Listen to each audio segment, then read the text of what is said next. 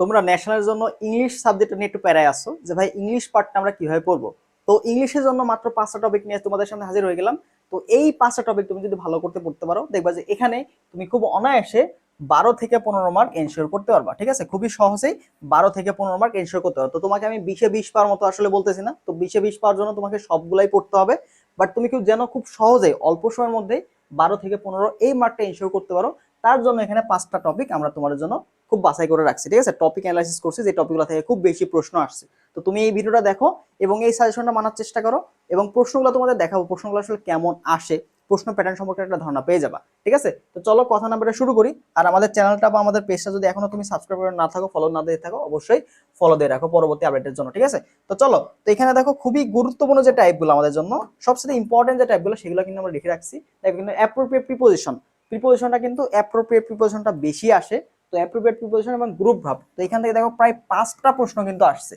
5টা প্রশ্ন কিন্তু তোমার 24-25 আসছে। তো 24-25 যেই টাইপের প্রশ্নগুলো বা যেই প্যাটার্নটা ফলো করছে, তো তোমাদের এই বছরও কিন্তু সেম প্যাটার্নের প্রশ্ন সম্ভাবনা অনেক বেশি। ঠিক আছে, তো অবশ্যই আমাদের রিসেন্ট ইয়ারের যে প্রশ্নটা আছে ওইটা আমাদের ভালো করে অ্যানালাইসিস করতে হবে। ঠিক আছে, তো দেখো এটা কিন্তু আমরা অ্যানালাইসিস করে তোমাদের অলরেডি বানিয়ে ফেলছি। দেখো এখানে ইডিয়মস এন্ড ফ্রেজ থেকে, ইডিয়ম ফ্রেজ এবং প্রভাব, তো প্রভাবগুলা এই যে ইডিয়ম ফ্রেজ এবং প্রভাব সহ কিন্তু পড়তে হবে। ঠিক আছে, প্রভাব বা বাগধারা যে প্রশ্নগুলো থাকে, তো সেখান থেকে দেখো 2টা প্রশ্ন কিন্তু আসছে।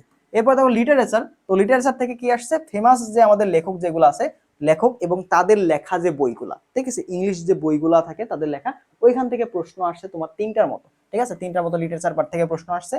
এরপরে দেখো রাইট ফর্ম অফ ভার্বস, তো রাইট ফর্ম অফ ভার্বস তো আমাদের জন্য খুবই গুরুত্বপূর্ণ। তো তার পাশাপাশি তুমি জিরান্ড এবং পার্টিসিপল, জিরান্ড এবং পার্টিসিপল এই দুইটা একটু পড়ে ফেলবা। ঠিক আছে, জিরান্ড এবং পার্টিসিপল কোনটা, ঠিক আছে, আসলে জিরান্ড কখন বসে, পার্টিসিপল কখন বসে, তো এই নিয়মগুলা পাশাপাশি রাইট ফর্ম অফ ভার্বস এর রুলস গুলা সেগুলো দেখে এবং তার পাশাপাশি কিছু এমসিকিউ প্র্যাকটিস করলে তোমার এটা কভার হয়ে যাবে। এবার দেখো টেন্স থেকে তুমি কি করবো, টেন্সটা পড়বা। টেন্সের সেন্টেন্সের যে গঠনটা, কোন টেন্স, টেন্সের আমাদের যে উদাহরণগুলো সেখান থেকে কিন্তু প্রশ্ন আসে যে কোন টেন্স, একটা সেন্টেন্স তোমাকে দিল, বলো যে এটা কোন ধরনের টেন্স। এবার তুমি ইনফিনিটিভ থেকে প্রশ্ন, ঠিক আছে, টু প্লাস ভার্ব, ঠিক আছে, টু প্লাস ভি1 ফর্ম অর্থাৎ ভার্বের প্রেজেন্ট ফর্ম, এইটার কখন বসবে, তো এই ধরনের প্রশ্নগুলো তুমি দেখবা। দেখো এখান থেকে কিন্তু 2টা প্রশ্ন চলে আসছে। তো এইগুলা কিন্তু আমাদের ম্যাক্সিমাম যে আসা প্রশ্ন, সেগুলা তুমি যদি এগুলা পড়ে ফেলতে পারো, তাহলে কিন্তু তোমার জন্য কিন্তু খুব সহজেই তুমি সহজেই 12 থেকে 15 মার্ক কিন্তু এনশিওর করতে পারবা। ঠিক আছে, তো এর বাইরেও যে ইম্পর্টেন্ট যে এমসি গুলো থাকবে, সেগুলো দেখো এখানে আমাদের টপিক দিয়ে এলাম। ঠিক আছে, তো টপিক থেকে প্রশ্ন তো তোমাকে সলভ করতে হবে। তো সেগুলো আমরা কি করছি, আমাদের যে 99 যে মডেল টেস্ট ব্যাচটা আছে, এটা কিন্তু সকল এটা তোমার হচ্ছে বিজ্ঞান এবং মানবিকের জন্য। ঠিক আছে, এটা আমাদের বিজ্ঞান ও মানবিকে যারা আছো তাদের জন্য এই মডেল টেস্ট ব্যাচটা। তো এখানে আমরা 10টা মডেল টেস্ট রাখছি। তো এখানে তোমাদের গুরুত্বপূর্ণ যে প্রশ্নগুলো তার উপরে কিন্তু এক্সাম নেওয়া হবে।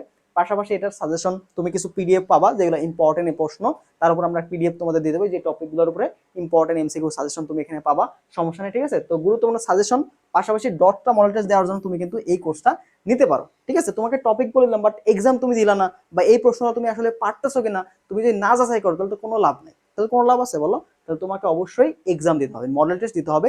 যেমন প্রশ্ন হয় তোমাদের, যেমন 60 মিনিটে তোমার 100টা প্রশ্ন, তো আমাদের কিন্তু ওয়েবসাইটে এক্সামগুলো হবে। তো আমরাও তোমাদের এখানে 60 মিনিটে 100টা এমসিকিউ পরীক্ষাগুলো নিব, একদম সেম প্যাটার্নে যেভাবে তোমাদের পরীক্ষা হয় সেভাবে তোমাদের 100 মার্কের সবগুলো পরীক্ষা এখানে হয়ে যাবে। ঠিক আছে, তো যারা ভর্তি হতে চাও হোয়াটসঅ্যাপে যোগাযোগ করতে পারো, অথবা আমাদের পেজে নক দিতে পারো, তাহলে তুমি ডিটেলসটা পেয়ে যাবে। ওকে, তো এইগুলোর বাইরেও যে এক্সট্রা যে টপিকগুলো আমাদের জন্য গুরুত্বপূর্ণ, সেগুলো হচ্ছে ভোকাবুলারি পার্টের আমাদের সিনোনিম অ্যান্টোনিম। ঠিক আছে, তো ভোকাবুলারি পার্টের সিনোনিম অ্যান্টোনিম, এবার তোমার স্পেলিং থেকে প্রশ্ন আসে, ট্যাগ কোশ্চেন থেকে প্রশ্ন আসে, ফ্রেজ ভার্ব থেকে বসে, অ্যাডভার্ব থেকে প্রশ্ন আসে। এবার দেখো তুমি যদি লিটারেচার না পড়তে চাও, তাহলে তোমাকে এইগুলো পড়তে হবে। ঠিক আছে, তুমি যদি লিটারেচার না পড়তে চাও, তাহলে তুমি এই টপিকগুলো পড়ে ফেলবা।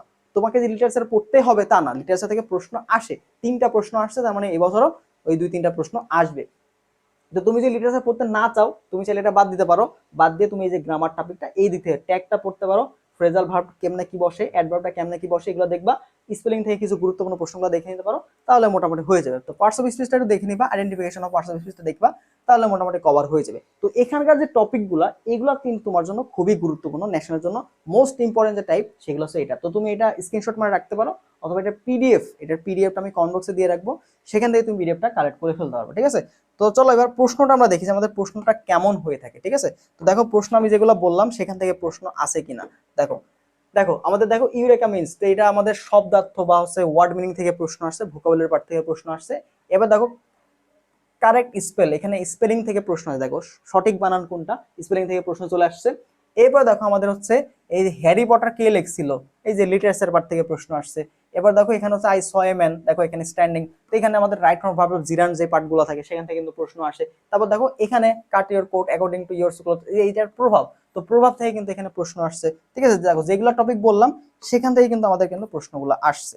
ওকে, তো নেক্সট দেখো এখানে আমাদের দেখো আইডেন্টিফাই দ্য টেন্স, টেন্স থেকে প্রশ্ন আছে, টেন্সের প্রকারভেদ যে বললাম যে টেন্সের প্রকারভেদ তুমি কিভাবে আইডেন্টিফাই করবা, একটা সেন্টেন্স তোমাকে দিয়ে দিল, তো সেন্টেন্সটা আসলে কেমন সেন্টেন্স সেটা তোমার কিন্তু আইডেন্টিফাই করতে হবে। ঠিক আছে, এবার দেখো সিনোনিম থেকে তোমাদের প্রশ্ন আসছে, সিনোনিম পার্টটা ভালো করে দেখতে হবে। এরপরে দেখো আমাদের হচ্ছে এখান থেকে দেখো গ্রুপ ভাব থেকে প্রশ্ন আসছে। ঠিক আছে, এরপর দেখো আমাদের হচ্ছে I have just seen your advertisement, দেখো এখানে আমাদের যে অ্যাপ্রোপ্রিয়েট প্রিপোজিশনটা আছে, দেখো অ্যাপ্রোপ্রিয়েট প্রিপোজিশন থেকে প্রায় কিন্তু 3 থেকে 4টা প্রশ্ন আসছে। ঠিক আছে, তো অ্যাপ্রোপ্রিয়েট প্রিপোজিশন খুবই গুরুত্বপূর্ণ, অবশ্যই খুবই গুরুত্বপূর্ণ। ঠিক আছে, তো এরপর দেখো সনেট, এটাও আমাদের হচ্ছে লিটারেচার থেকে প্রশ্ন আসা প্রশ্ন। তারপর দেখো এখানে হচ্ছে আমাদের সঠিক, যে এটা সম্ভবত তোমার অ্যাডভার্ব থেকে আসা প্রশ্ন। এবার দেখো হচ্ছে এটাও দেখো আমাদের প্রভাব থেকে আসা প্রশ্ন। তারপর দেখো এখানে হ্যাভ ইউ এভার বিন, দেখো এটা আমাদের রাইট ফ্রম ভার্বস থেকে আসা প্রশ্ন। এবার দেখো হু রাইট দ্য পোয়েম, দেখো এখানে পোয়েমের লেখক কে ছিল, এটাও আমাদের অথর থেকে বা লিটারেচার পার্ট থেকে আসা প্রশ্ন। এরপর দেখো এখানেও আমাদের হচ্ছে রাইট ফ্রম ভার্বস থেকে আসা একটা প্রশ্ন আসছে। তো এইভাবেই কিন্তু আমাদের দেখো tag question, the buses are never on time are they, তো এই যে এটা আমাদের কি ট্যাগ কোশ্চেন থেকে আসা প্রশ্ন। তো যেই টপিকগুলো তোমাদের বললাম ওইখান থেকে কিন্তু ম্যাক্সিমাম প্রশ্ন আসছে। দেখো এটাও আরেকটা আমাদের অ্যাপ্রোপ্রিয়েট কোশ্চেন থেকে আসা প্রশ্ন। ঠিক আছে, এবার দেখো ইনফিনিটিভ থেকে আসা প্রশ্ন। এবার দেখো এখানে আমাদের হচ্ছে যে প্রশ্নগুলো দেখতে পাচ্ছি মোটামুটি আমাদের জন্য কিন্তু গুরুত্বপূর্ণ ছিল। ঠিক আছে, তো অ্যাপ্রোপ্রিয়েট প্রিপোজিশন, এরপর আমরা যে দেখলাম লিটারেচার বার্তা, প্রভাব, ইডিয়মস, এগুলো কিন্তু খুবই ইম্পর্টেন্ট ন্যাশনালের জন্য। ঠিক আছে, তো যে যে টপিকগুলো তোমাদের দেখাইলাম এই টপিকগুলো একটু ভালো করে প্র্যাকটিস করো, এক্সাম যে দিলাম এক্সামগুলো দেওয়ার চেষ্টা করো, মডেল টেস্টের এক্সামগুলো দাও, প্রশ্ন প্যাটার্নটা বুঝো, তাহলে ইনশাআল্লাহ একটা ভালো মার্ক তুমি এনশিওর করতে পারবা। ঠিক আছে, প্র্যাকটিস না করলে তুমি এখানে ভালো করবা না, যত বেশি প্র্যাকটিস করবে ইংলিশে তত বেশি ভালো মার্ক তুমি এনশিওর করতে পারবা। ঠিক আছে, তো অবশ্যই দ্রুত তুমি হচ্ছে চেষ্টা করো এক্সাম ব্যাচে ভর্তি হয়ে যাওয়ার জন্য। ঠিক আছে, কারণ এক্সামগুলো দেওয়া তোমার জন্য কিন্তু এখন খুবই গুরুত্বপূর্ণ। ওকে, তো এক্সামগুলো দাও, আর এটার পিডিএফটা আমি কমেন্ট বক্সে দিয়ে দিচ্ছি, সেখান থেকে তুমি একটু কষ্ট করে দেখে নাও। ঠিক আছে, তো ভালো থাকো সবাই, আল্লাহ হাফেজ।